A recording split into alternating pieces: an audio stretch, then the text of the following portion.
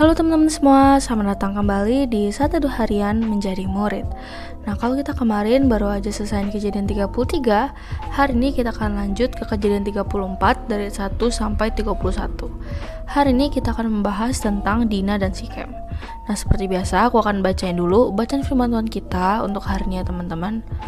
Kejadian 34 ayat 1 sampai 31, Dina dan Sikem. Pada suatu kali pergilah Dina, anak perempuan Lea yang dilahirkannya bagi Yakub, mengunjungi perempuan-perempuan di negeri itu.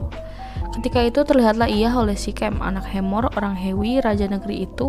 Lalu Dina itu dilarikannya dan diperkosanya. Tetapi terikatlah hatinya kepada Dina, anak Yakub. Ia cinta kepada gadis itu, lalu menenangkan hati gadis itu. Sebab itu berkatalah Sikem kepada Hemor ayahnya, "Ambillah bagiku gadis ini untuk menjadi istriku." Kedengaranlah kepada Yakub bahwa Sikem mencemari Dina, tetapi anak-anaknya di padang menjaga ternaknya. Jadi Yakub mendiamkan soal itu sampai mereka pulang. Lalu Hemor ayah Sikem pergi mendapatkan Yakub untuk berbicara dengan dia.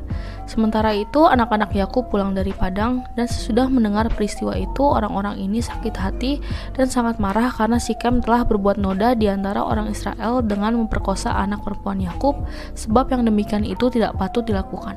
Berbicaralah Hemor kepada mereka itu, "Hati Sikem anakku mengingini anakmu, kiranya kamu memberikan dia kepadanya menjadi istrinya, dan biarlah kita ambil-mengambil. Berikanlah gadis-gadis kamu kepada kami dan ambillah gadis-gadis kami. Tinggallah pada kami, negeri ini terbuka untuk kamu. Tinggallah di sini, jalanilah negeri ini dengan bebas dan menetaplah di sini." Lalu Sikem berkata kepada ayah anak itu dan kepada kakak-kakaknya, "Biarlah kiranya aku mendapat kasihmu, aku akan memberikan kepadamu apa yang kamu minta. Walaupun kamu bebankan kepadaku uang jujuran dan uang mahar seberapa banyak pun, aku akan memberikan apa yang kamu minta. Tetapi berilah gadis itu kepadaku menjadi istriku." Lalu anak-anak Yakub menjawab Sikem dan Hemor ayahnya dengan tipu muslihat, karena Sikem telah mencemari Dina, adik mereka itu. Berkatalah mereka kepada kedua orang itu, "Kami tidak dapat berbuat demikian, memberikan adik kami kepada seorang laki-laki yang tidak bersunat, sebab hal itu aib bagi kami.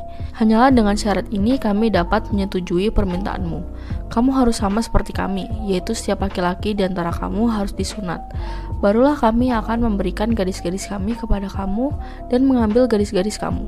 Maka kami akan tinggal padamu dan kita akan menjadi satu bangsa. Tetapi jika kamu tidak mendengarkan perkataan kami dan kamu tidak disunat, maka kami akan mengambil kembali anak itu lalu pergi." Lalu Hemor dan Sikem anak Hemor menyetujui usul mereka.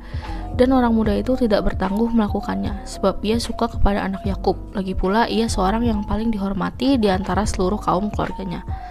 Lalu pergilah Hemor dan Sikem anaknya itu ke pintu gerbang kota mereka, dan mereka berbicara kepada penduduk kota itu, "Orang-orang itu mau hidup damai dengan kita. Biarlah mereka tinggal di negeri ini dan menjalaninya dengan bebas. Bukankah negeri ini cukup luas untuk mereka? Maka kita dapat mengambil gadis-gadis mereka menjadi istri kita, dan kita dapat memberikan gadis-gadis kita kepada mereka. Namun hanya dengan syarat ini orang-orang itu setuju tinggal bersama-sama dengan kita, sehingga kita menjadi satu bangsa, yaitu setiap laki-laki di antara kita harus disunat seperti mereka bersunat. Ternak mereka, harta benda mereka, dan segala hewan mereka, bukankah semuanya itu akan menjadi milik kita? Hanya biarlah kita menyetujui permintaan mereka sehingga mereka tetap tinggal pada kita."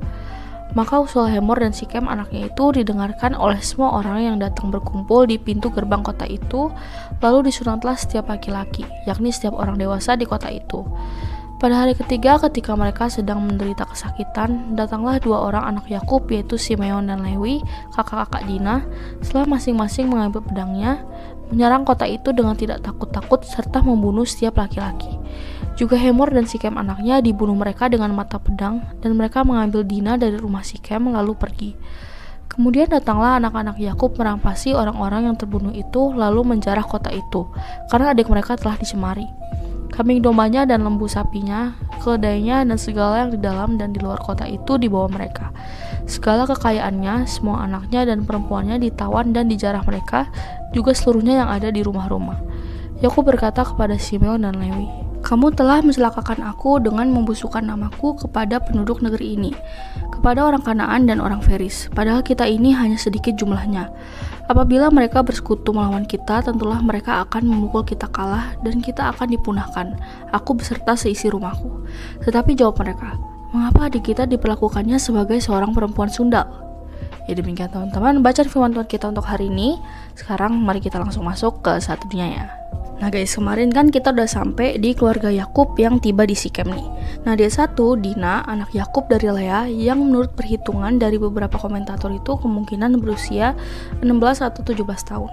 Jadi saat perempuan mencapai masa pubertas, dia boleh meninggalkan tenda ibunya dan bisa ngumpul-ngumpul sama gadis-gadis lainnya. Jadi saat itu Dina sudah pubertas, makanya dia udah ikutan ngumpul sama ciwi-ciwi gitu guys. Nah satu waktu Dina keluar tuh, dan dia dua. Pas dia keluar, Sikem, putri Hemor orang Hewi, pangeran negeri itu melihat Dina dan terpesonalah dia. Langsung dibawa si Dinanya. Jadi di sini Dina ceroboh dan dia main keluar aja berbaur sama wanita yang lain. Akhirnya dibawa oleh pangeran secara paksa. Akhirnya sang pangeran itu menajiskannya atau merendahkan. Dia 3-4, tapi pangeran ini jiwanya terikat pada Dina. Dia in love guys. Well at least dia gak langsung buang si Dina setelah memuaskan nafsunya. Dia memperhatikannya dengan kasih sayang dan mencintai gadis itu. Nah pangeran itu mengungkapkan kasih sayangnya dan menawarkan pernikahan yang terhormat secara sah. Maka Sikem berbicara pada Hemor ayahnya untuk melamar Dina untuknya.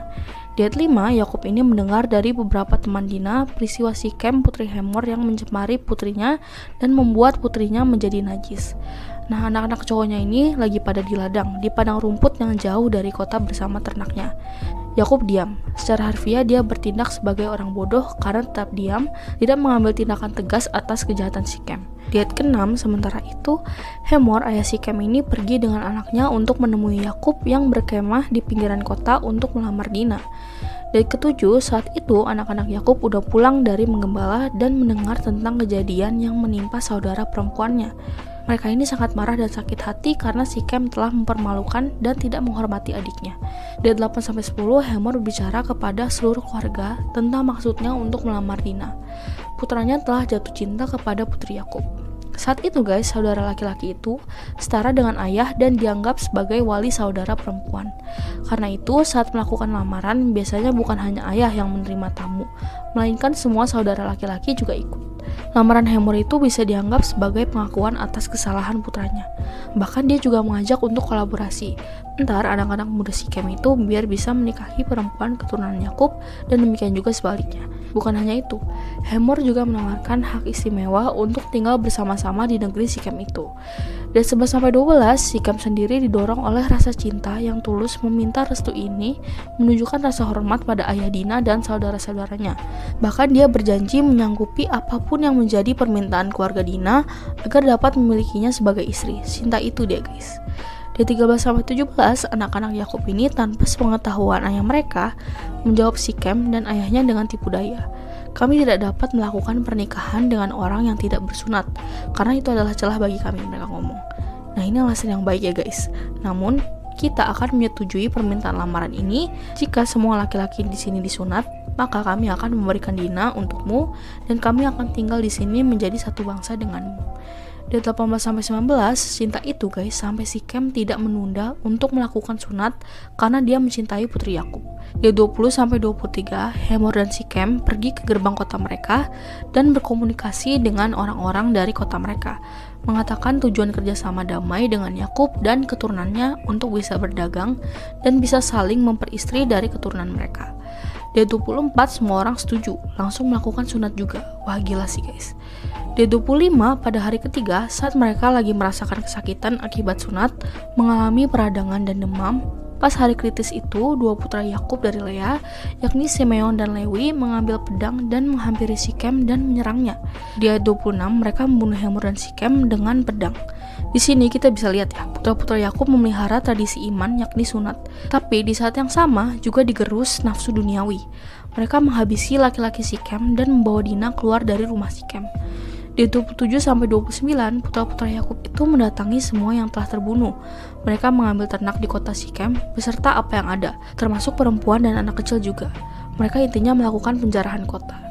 Di 30, saat Yakub tahu, dia berkata kepada Simeon dan Lewi, "Kamu telah menyusahkanku, membawa masalah untukku, membuatku dibenci oleh penduduk negeri itu, yakni orang Kanaan dan orang Feris. Kita sedikit jumlahnya dibanding mereka. Kalau mereka berkumpul melawanku, membunuhku, kita akan hancur, aku dan seisi rumahku." Di 31, tapi anak lelakinya ini menjawab ke Yakub, Haruskah dia memperlakukan saudara perempuan kita seperti seorang pelacur? Nah, padahal si Kem sudah menawari Dina pernikahan terhormat guys. Tapi gara-gara udah ditundai dulu, terlanjur emosi deh guys mereka. Ya jadi demikian teman-teman firman Tuhan kita untuk hari ini. Sekarang seperti biasa aku mau kalian buat merefleksikannya guys. Jadi hari ini kita belajar ketidaktegasan Yakub itu membuat anaknya mengambil keputusan sendiri. Ia tidak berperan sebagai ayah yang mengarahkan apa yang harus dilakukan. Kemungkinan guys, anak-anaknya ini udah tahu bahwa bapaknya akan diam aja. Tapi karena sebagai abang merasa dicederai kehormatannya, mereka bertindak untuk mempertahankan kehormatan keluarga.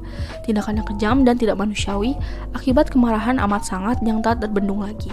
Nah guys, apa yang bisa kita terapkan hari ini nih guys? Yang bisa kita terapkan adalah kalau lagi emosi jangan ambil keputusan guys, karena bisa fatal. Tenang dulu, doa dulu, lalu pikirkan apakah kira-kira keputusanku itu sesuai gak ya dengan kehendak Tuhan. Nah kalau dipikirkan matang-matang, kita juga doa sungguh-sungguh, konsultasi dengan pembina rohani, berdoa bersama, hasilnya akan beda. Saat emosi udah reda dan pikiran tenang, keputusan itu bisa diambil dengan bijaksana. Yuk bisa yuk teman-teman. Nah lalu pertanyaan efektif untuk hari ini ada 4 nih guys. Yang pertama, bayangin kamu adalah Yakub, melihat anakmu tidak dihormati. Gimana tindakanmu? Lalu yang kedua, bayangin kamu adalah Simeon dan Lewi, lihat saudara perempuan kandungmu diperlakukan tidak hormat. Gimana tindakanmu? Lalu yang ketiga, apakah menurutmu ketidaktegasan Yakub selama ini yang membuat anak-anaknya mengambil keputusan sendiri? Nah lalu yang terakhir, apa yang kamu pelajari tentang pribadi Allah dari teks hari ini? Seperti biasa, teman-teman boleh jawab sendiri, atau kalau mau komen di bawah jawaban kalian juga boleh banget guys. Ya jadi segitu aja seteduh kita untuk hari ini. Sekarang aku mau pimpin kalian dalam doa penutup ya teman-teman. Teman-teman mari kita berdoa. Tuhan Yesus, tolong aku untuk dapat mengambil keputusan apapun dalam hidupku sesuai dengan kehendak-Mu. Terima kasih Tuhan Yesus, hanya di dalam nama-Mu kami berdoa. Amin. Tetap semangat guys, Tuhan Yesus beserta kita. Thank you for watching and see you in the next video. Bye-bye.